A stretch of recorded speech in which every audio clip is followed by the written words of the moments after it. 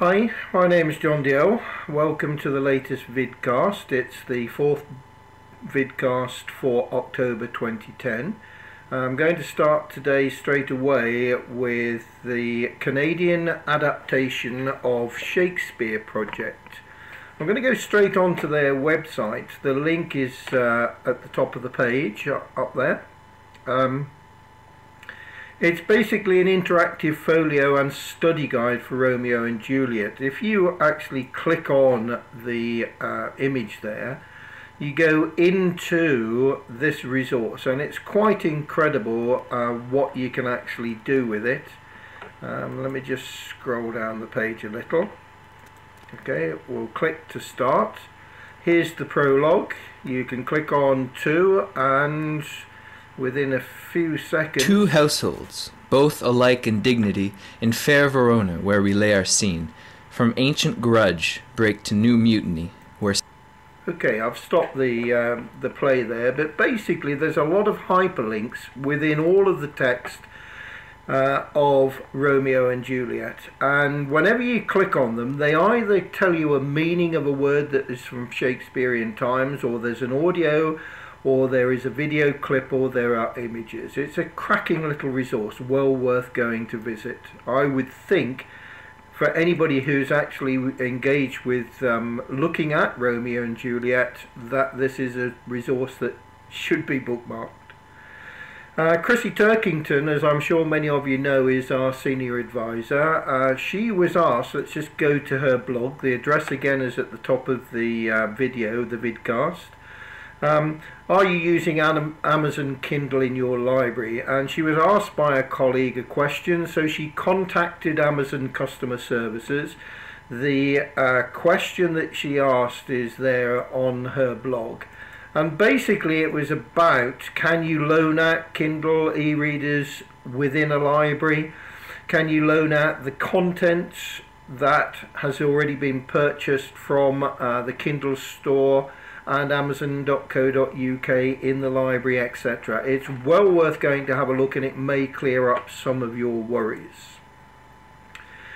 Visualise Traffic next. It's something that could be used for anybody studying statistics. It could be used to compare the number of people visiting your learning provider website compared with other learning provider websites, or it could just be to find out about yourself. If you go onto the website, and again the address is at the top of the screen here, all you need to do is to type in the web address. I've typed in our web address, rsc-northwest.ac.uk, and when you actually search, what you will actually get is things like this. If RSC Northwest was a country, it would be larger than the Pitcairn Islands. Apparently we have 286 daily visitors, and then you can put them in perspective. It would need 3 trucks with 102 people on, as shown here, to represent the number of visitors we get today. If there's enough visitors and they stood hand in hand, it would tell us how many kilometers long that line would be, and so on. It's an interesting site. It's one that perhaps you may want to have a look at with the traffic to your own website. Next find is, well, I don't like the word of an online radio program, but JISC, actually on their on-air online broadcast, it's really a podcast, but they're calling it a radio cast. If you go onto the site, again the address is at the top of the page. There's a whole load of text about what they're doing and why they're doing it and so on. And then down at the bottom here you can listen to episode 1, Successful Student Recruitment. I'll just click it to show you it plays. Welcome to the University of Bradford. This is the Richmond building, which is the main administrative block on campus. And we've got... Okay. And just listen to the recording. It lasts for about 18 minutes, which is going to be longer than this vidcast. Next, Paul McKean from Bolton actually asked me to have a look at symbalooEDU. I'm not sure whether Paul actually knows that symbalooEDU exists, but there are lots of practitioners who are using symbaloo. I've investigated symbaloo, and I've shared, again the link is at the top, my web mix here, and these are basically links to the resources that are available that I have made during the course of my time with JISC RSC and in my own personal time. You've got things like my blog, the RSC website, the e-magazines, the supplements, the zipped exe library where you can download things and so on. But it's all in one place, and it's a really nice way for people to actually access resources. It's being used by practitioners to organize course resources all in one place, to improve peer communication and or to promote innovation while keeping things simple. If you go to the symbalooEDU website, then there's far more for you to look at there. It gives you far more details. There's a free webinar so that you can actually have a look and see how it works and what's on offer, how to connect with other teachers, a user guide, etc. Again, go and have a look, it's well worth a look. Question: are you and or your learners interested in just how much your personal carbon emissions are?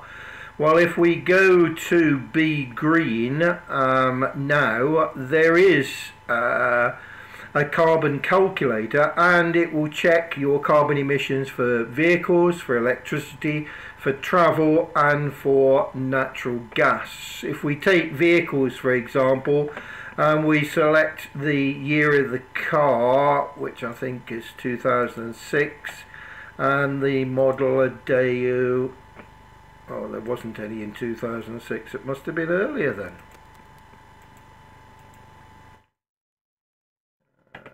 Just check, no models then. Good grief, have I had the car that long?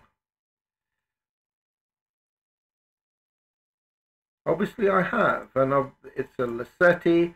Sadly, my annual mileage is ridiculous.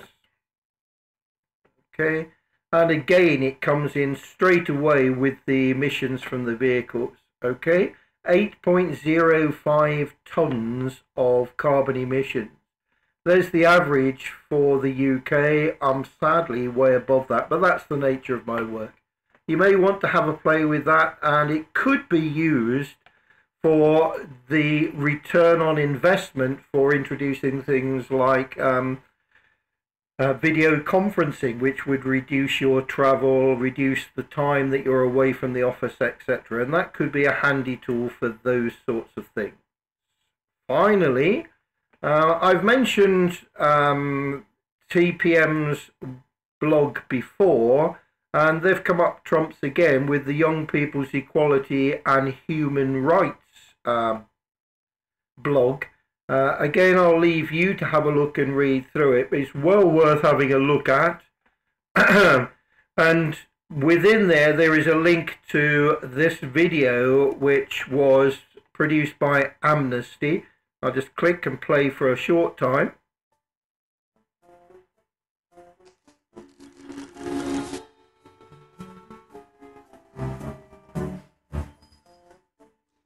The Universal Declaration of Human Rights.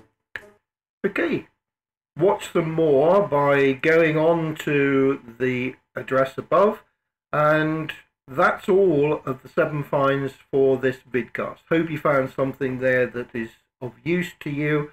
Look forward to talking to you again soon.